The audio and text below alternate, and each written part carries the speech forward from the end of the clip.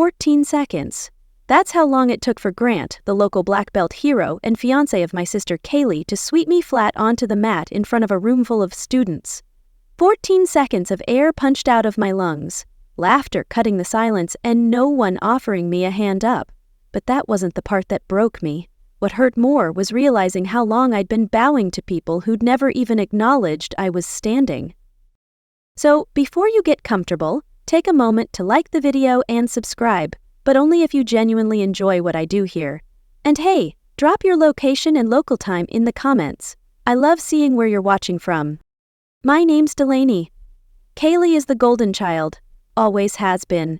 I've spent years helping her build this dream. The dojo with her name on every door, her face in every brochure.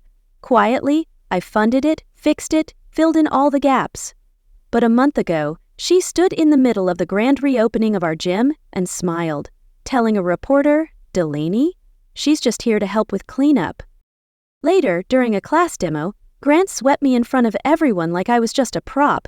"Every gym needs a warm-up dummy," he joked. People laughed. I hit the ground hard, but I didn't cry. I just got up, bowed, and walked off the mat like I'd been trained to do, respectfully, invisibly.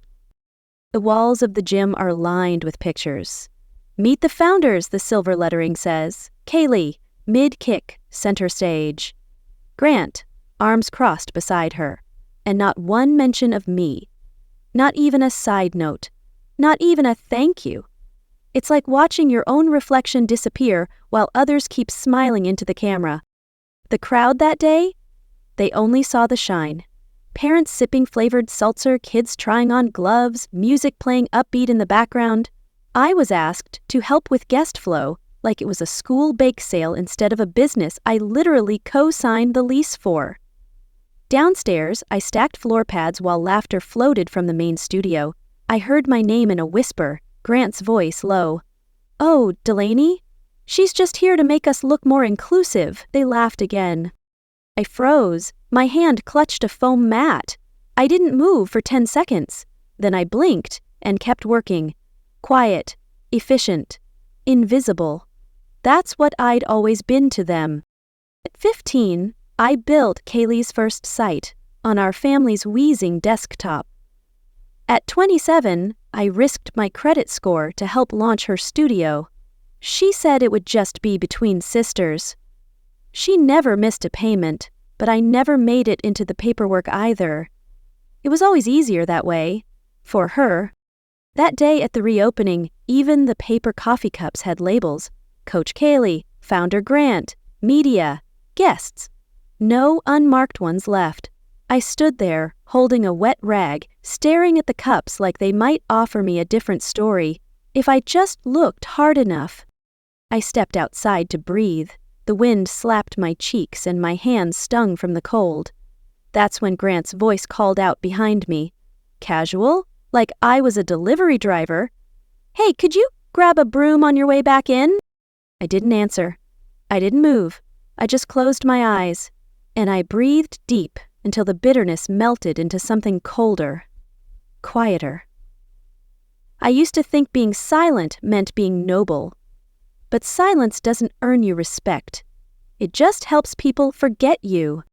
The next morning, my gym bag sat by the door like a challenge. I almost didn't go. My shoulder ached from the fall, but it was the laughter that bruised worse. I could have stayed home, written Kaylee a polite excuse, but I didn't. I laced up my shoes, grabbed my bag, and drove to the dojo anyway. It was early. Fog clung low over the pavement. The building looked different, like even the bricks remembered how I was treated yesterday. At the front desk, the receptionist didn't look up, just handed me a clipboard. "Waiver for sparring, beginners only." I blinked. "There's a mistake. I'd been training here for years." "Coach Grant handles placement," she said. Of course he did. I signed it, walked onto the mat. No one said hello, no one noticed. I stretched alone. Music hummed overhead, polite and motivational. The mat underfoot felt less like support, more like a reminder I didn't belong here. Class started. Grant shouted instructions like a TED Talk in sweatpants. Everyone followed, then halfway through, he clapped his hands. "Let's shake it up," he grinned. "Delaney, you're up. Let's demo a basic reversal." The way he said it, mock encouragement wrapped around a dare, tightened something in my gut. I stood up, walked to center. Grant grinned like a school bully. "Ready, go." Without warning, he swept my leg. Not part of the drill. I landed hard, flat, no breath. He turned to the others. "See? That's what skipping basics gets you." Laughter. It wasn't the fall. It was how easily people laughed. When they don't care, your dignity becomes entertainment. I lay still for a second too long. Then sat up, smoothed my hair, bowed. "Thank you for the lesson." Then walked back to the edge of the mat. No one spoke to me the rest of class. Later, in the locker room, I bent to pick up my towel just in time to hear Kaylee's favorite, Bree, whisper, "She's like a blooper reel in slow motion." Someone else replied, "Charity case. Can't say no to family." Laughter. Doors slammed. I sat still. And I knew I was done waiting to be seen. That evening, I got home, dropped my bag, and collapsed onto the couch. I didn't cry. I didn't rage. I just sat there, still. The fridge hummed. A neighbor's dog barked once, then quiet. I stared at the ceiling. Then I opened my laptop to check email. Habit, not hope. But something caught my eye. A message from my cousin in Arizona. Subject line, "Didn't know you did jiu-jitsu?" The body just said, "Is this real?" There was a link. Instagram. Martial arts meme page. 500,000 followers. There I was. Falling. Same takedown from class. Looped and slowed down. Captioned, "When your sister cons you into being the demo dummy." The comments were worse. "Looks like she's made of plywood." Nepo belt.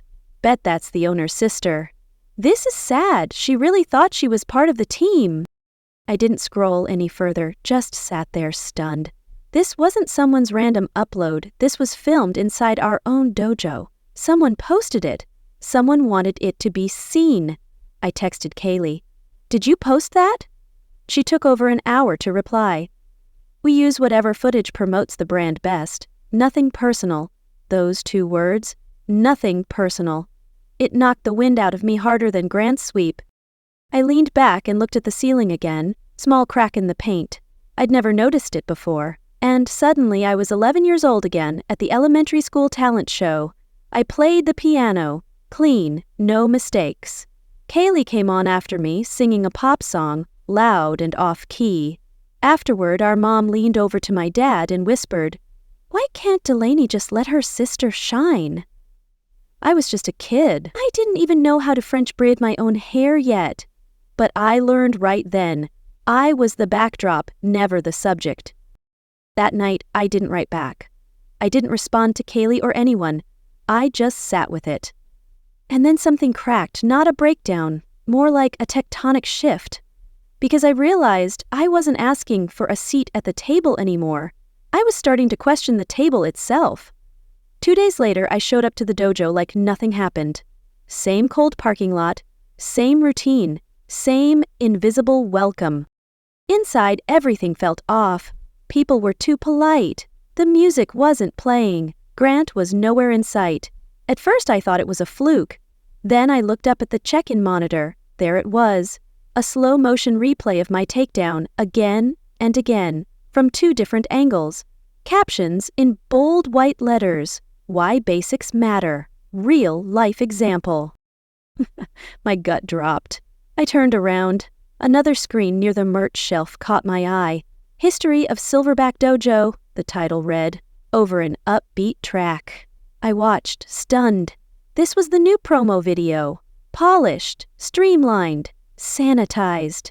Gone were the clips I had filmed years ago, back when Kaylee and I were teaching classes out of our garage. No mention of me, not even a still photo. They didn't just leave me out, they edited me out, scrubbed me from the record like I'd never existed.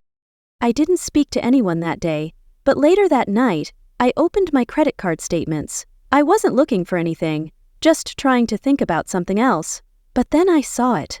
A familiar name. SBD Systems, LLC. The LLC I helped set up for the dojo years ago.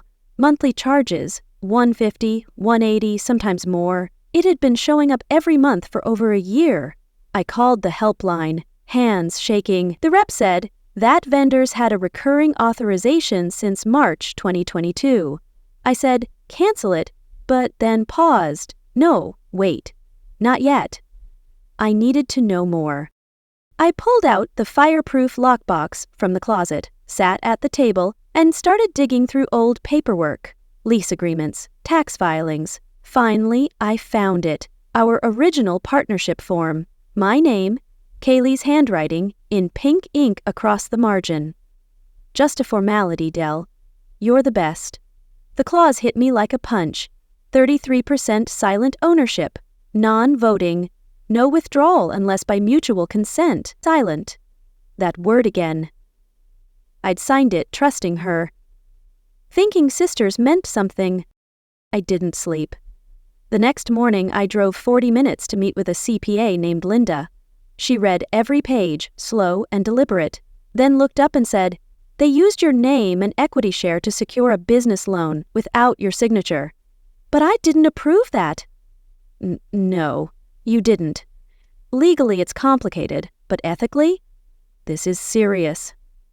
She offered to draft an NDA, while I decided my next move. I agreed, but this time, my voice didn't shake. I had clarity now. That night, after my shift at the rehab clinic, I met my colleague Nina for a late bite at a Thai place down the block.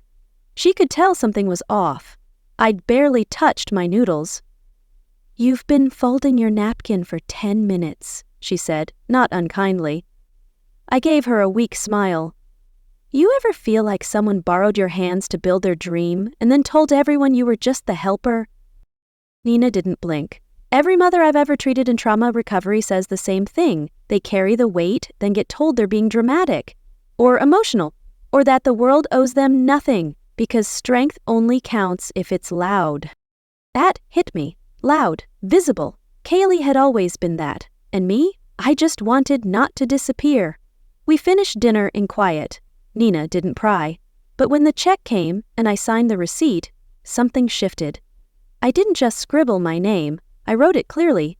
Delaney Moore, co-founder, Silverback Dojo. First time I'd claim it in writing. Felt small.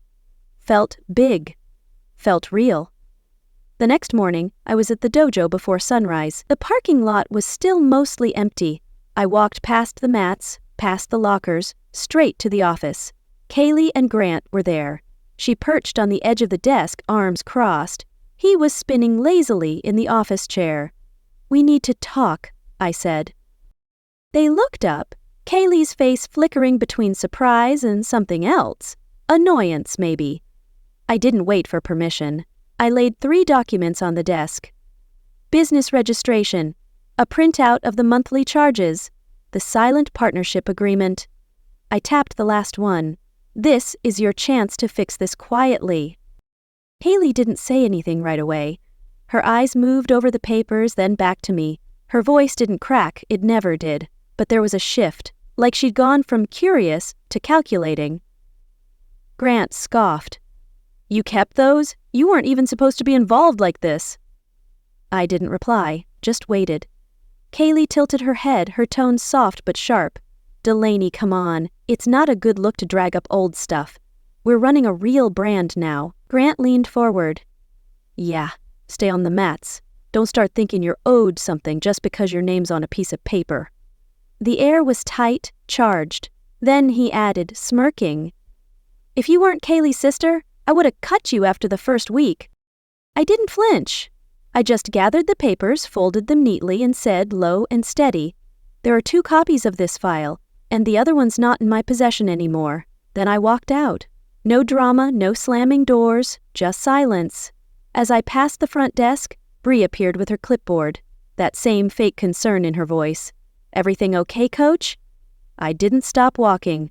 It's about to be. That night, while getting ready to crash, my phone buzzed. A notification from an old sports registry app. Boston State Open registration closes in 3 days. I hadn't competed in over a decade, back when I still believed in the future Kaylee and I talked about. Back when I trained with Army vets at the old rec center after work shifts, bruises lining my arms but proud of each one. I clicked the link. My old profile was still there. Outdated stats, grainy headshot. I updated my info. Scrolled, hovered over the submit button, clicked. One click. Quiet, but it echoed louder than any slam from earlier that day. The next morning, I rolled out my yoga mat in the living room and shadow drilled in silence. Light streaming in from the balcony. No music, no audience, just movement. My body remembered more than I expected.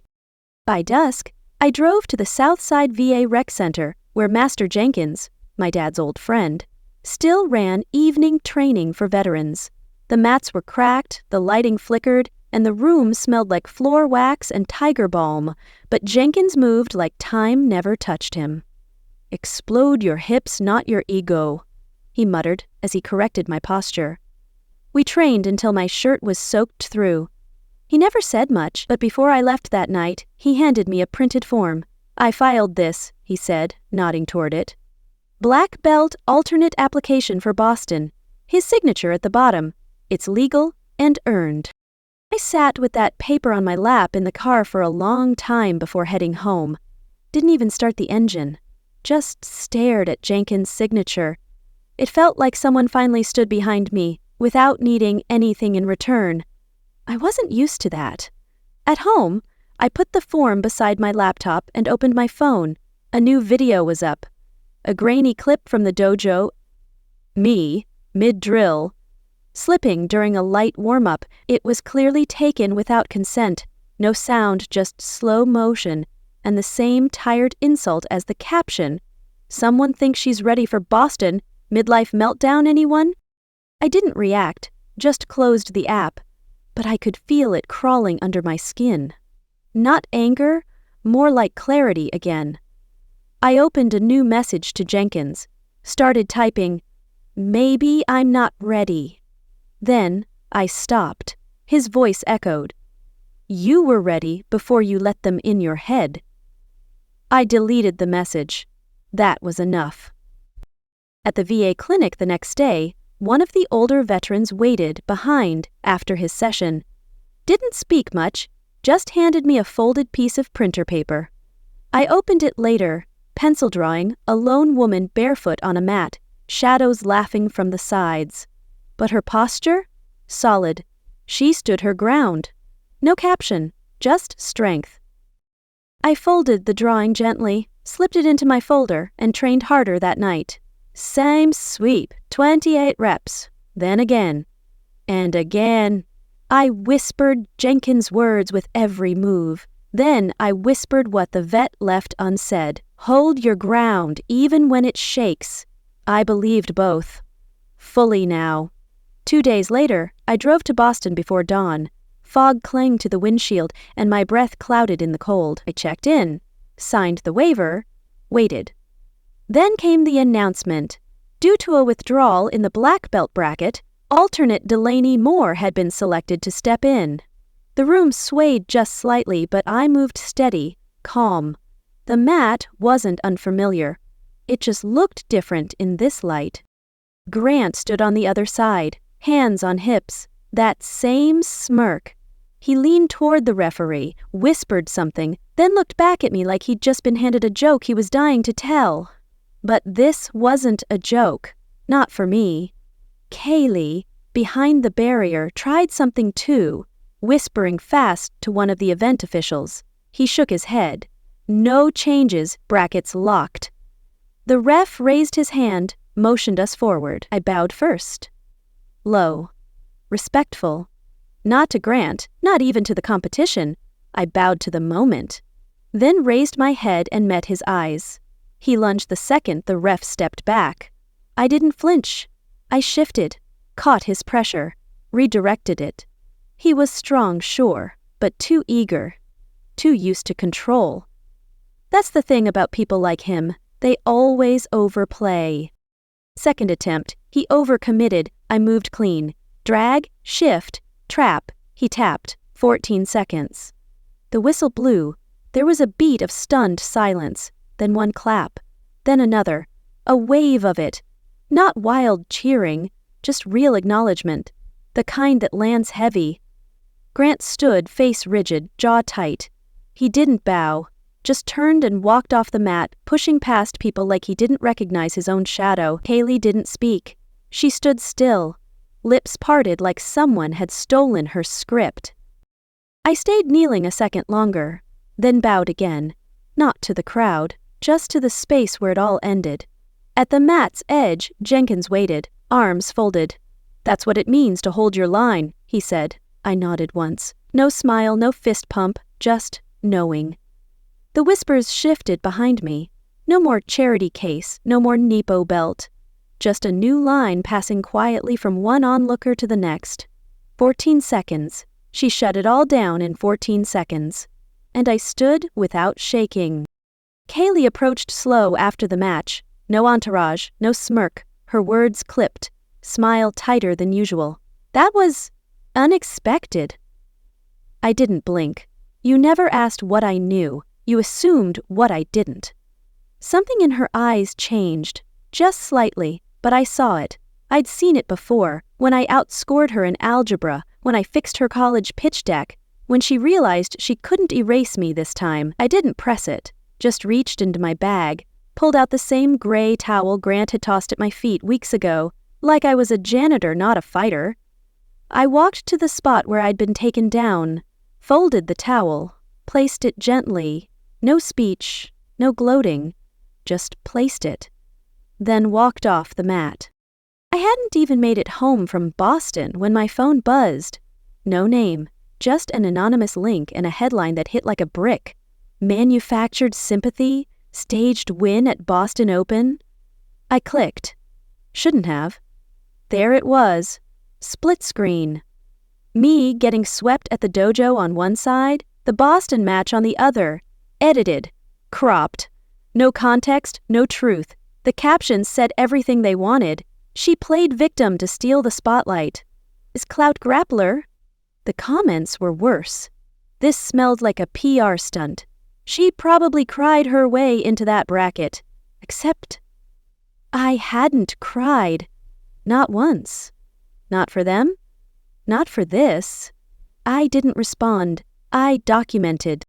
Forwarded screenshots, tournament credentials, my black belt certification, Marine training history, approval letter from Jenkins, all of it to the tournament committee, the forum owner, and the National Martial Arts Association. 3 hours later, the video vanished. 5 hours in, the forum posted a retraction. No cheers, no dramatic takedown, just one quiet thing. The athlete in question remains in good standing. That night, I pulled out a folder from deep in my closet, one I hadn't touched in years, labeled More Holdings. Inside was the original silent partnership contract with Silverback Dojo, and there it was in plain ink, 33% equity, no removal or dilution without written consent.